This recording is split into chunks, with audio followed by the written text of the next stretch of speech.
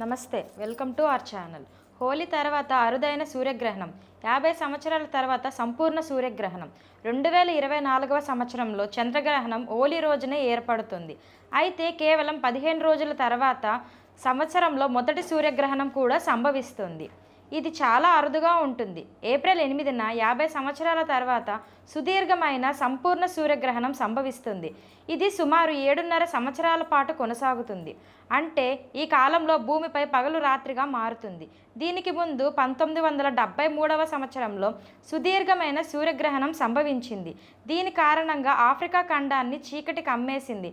April 8న 2024 సంవత్సరం తరువాత 100 సంవత్సరాల తరువాత 2150 సంవత్సరంలో సుదీర్ఘ సూర్యగ్రహణం ఏర్పడుతుంది. ఖగోళ శాస్త్రవేత్తలు ఈ అంచనా వేశారు.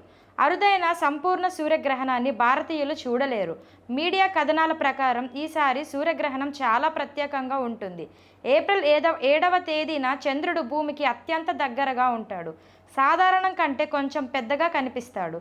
గ్రహణ సమయంలో చంద్రుడు భూమి నుంచి కేవలం 3,60,000 కిలోమీటర్ల దూరంలో ఉంటాడు. అది సూర్యుడిని కప్పివేస్తుంది. ఈ కాలంలో దాదాపు 7.5 నిమిషాల పాటు సూర్యుడు కనిపించడు. Mexico, America, Canada, Montana, North Dakota, South డకోటాలలో ఏప్రిల్ 8న ప్రజలు సంపూర్ణ సూర్యగ్రహణాన్ని చూడగలరు. అయితే భారతదేశంలో సూర్యగ్రహణం కనబడడం లేదు. సుతకాలం చెల్లదు. సూర్యగ్రహణం మధ్యాహ్నం 2 గంటల 15 నిమిషాలకు ప్రారంభమై మధ్యాహ్నం 2 గంటల 25 నిమిషాల వరకు ఉంటుంది. సూర్యగ్రహణాన్ని చూసేటప్పుడు ఎలాంటి జాగ్రత్తలు తీసుకోవాలి? గర్భిణీ స్త్రీలు సూర్యగ్రహణాన్ని చూడకూడదు. పూలు, ఆకులు, చెక్కలను కోయవద్దు. గ్రహణ సమయంలో కత్తెర, సూదులు, బ్లేడ్లు, కత్తులు వంటి కట్టింగ్ వస్తువులను ఉపయోగించవద్దు. గ్రహణ సమయంలో పూజలు చేయకూడదు. ఈ రోజున గుడి తలుపులు కూడా మూసి ఉంచాలి. గ్రహణ సమయంలో ఆహారం తినకూడదు. అది గ్రహణ దోషాలు, రోగాలను కలిగిస్తుంది. గ్రహణ సమయంలో ఆహారం వండకూడదు.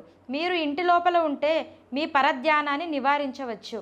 మరలా మరొక కార్యక్రమంతో కలుసుకుందాం. అంతవరకు నమస్కారం.